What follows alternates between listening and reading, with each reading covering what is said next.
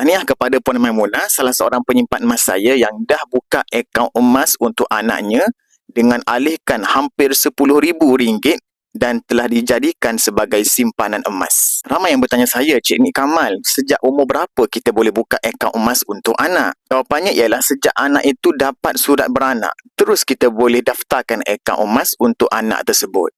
Banyak sebenarnya kelebihan buka akaun emas untuk anak ni. Sebab anak tak pakai duit lagi. Jadi seiring dengan lama lagi umur dia untuk pakai duit, jadi kita pun boleh menabung emas untuk jangka masa panjang kepada dia.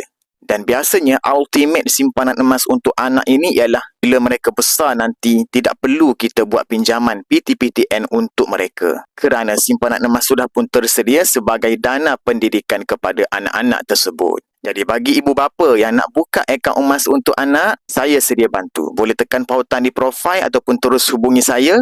InsyaAllah saya akan membimbing sebaiknya.